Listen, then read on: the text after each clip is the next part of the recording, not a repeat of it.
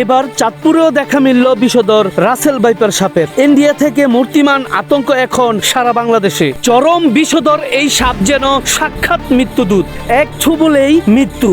আগে বাংলাদেশে এই সাপের উপস্থিতি না দেখা গেলেও এখন হরহামেশাই দেখা মিলছে এই ভয়ঙ্কর সাপের। পদ্মার চর থেকে ধানক্ষেত কিংবা অন্যান্য ফসলের মাঠ, দেশের সব এলাকার সবখানেই উপস্থিতি দেখা যাচ্ছে এই সাপের। বাড়ছে এই সাপের কামড়ে মৃত্যুর সংখ্যা। এর বিশেষ গায়ের রঙের কারণে সহজেই মিশে যেতে পারে ফসলের মাঠে, থাকে না বুঝার উপায়। মানুষ ফসলের মাঠে কাজে গেলেই কামড়ে দেয় এই সাপ, ঢেলে দেয় পৃথিবীর সব থেকে বিষাক্ত বিষ, যা মাত্র 1.5 থেকে 2 ঘন্টার মধ্যেই শেষ করে দিতে পারে একজন মানুষের প্রাণ। তবে জনমনে প্রশ্ন, কেন হঠাৎ করে এই সাপের উপদ্রব বেড়ে যাচ্ছে বাংলাদেশে? কতটাই বা ভয়ঙ্কর এই সাপের কামড়? আছে কি কোনো পর্যাপ্ত চিকিৎসা? দর্শক, গত 6 মে রাসেল ভাইপারের কামড়ে মারা যান রাজশাহী বিশ্ববিদ্যালয়ের এক শিক্ষার্থী। সেদিন সন্ধ্যায় পদ্মার পারে তাকে বিষধর রাসেল ভাইপার সাপে দংশন করে। পরে রাজশাহী মেডিকেল কলেজ হসপিটালে চিকিৎসাধীন অবস্থায় তার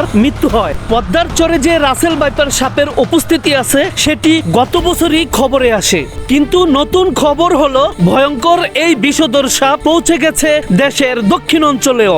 এবার এই সাপের দেখা মিলল চাঁদপুরেও। আর তাই জনমনে প্রশ্ন দেখা দিয়েছে, রাসেল ভাইপার সাপের উপস্থিতি কি এখন সারা বাংলাদেশেই? এতদিন বাংলাদেশের মানুষ রাসেল ভাইপার সাপকে একটি বিলুপ্ত প্রায় সাপ হিসেবে জেনে আসত। বিগত বছরগুলোতে খুব কমই দেখা মিলেছে এই সাপের। এতদিন পশ্চিমবঙ্গের বেশিরভাগ মানুষের কাছেই এই সাপ ভয়ের কারণ হিসেবে ছিল। আগে শুধুমাত্র বাংলাদেশের রাজশাহী অঞ্চলে এই সাপের দেখা মিলত, কিন্তু বর্তমানে এই সাপ পদ্মা নদীর তীরবর্তী অঞ্চল সহ সারা বাংলাদেশেই বিস্তার লাভ করেছে, যার সর্বশেষ উদাহরণ চাঁদপুর। তবে আশেপাশের জেলাগুলোতেও এই সাপের উপস্থিতি বাড়বে বলে আশঙ্কা জনমনে। শুধু বিষের ভয়ঙ্কর দিক থেকেই নয়, স্বভাবগত দিক থেকেও অন্যান্য সাপের থেকে ভিন্নতা আছে এই সাপের। অন্যান্য সাপ মানুষকে এড়িয়ে চলার চেষ্টা করলেও এই সাপ ঠিক তার উল্টো।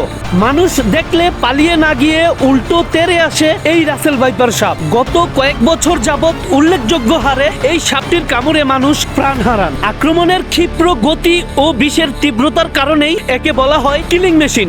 শুধু বাংলাদেশ, ভারত নয়, পাকিস্তান, নেপাল, ভুটান, তাইওয়ান, শ্রীলঙ্কাতেও এই সাপের উপস্থিতি দেখা যায়। এই সাপ অত্যন্ত দ্রুত বংশ বিস্তার করে। অন্যান্য সাপ যেখানে ডিম পারে, ডিম থেকে বাচ্চা হয়, সেখানে এই সাপ সরাসরি বাচ্চা জন্ম দেয়। একটি স্ত্রী সাপ গর্ভধারণ শেষে কমপক্ষে 20 থেকে 30টি বাচ্চা দেয়, এবং কোনো সময় এই সাপ 70 থেকে 75টি পর্যন্ত বাচ্চা দিতে পারে। অন্যান্য সাপ বছরের একটি নির্দিষ্ট সময় বাচ্চা দিলেও রাসেল ভাইপার সাপ সারা বছরই বাচ্চা জন্ম দেয়। রাসেল ভাইপার সম্পর্কে বাংলাদেশ বন্যপ্রাণী ও জীব বৈচিত্র্য সংরক্ষণ কর্মকর্তা বলেন, 2015 সালের জরিপ অনুযায়ী রাসেল ভাইপার বাংলাদেশের সংকটাপূর্ণ প্রাণীর তালিকায় রয়েছে। খাদ্য হিসেবে এটি ইঁদুর, ব্যাঙ ও টিকটিকি খেয়ে থাকে।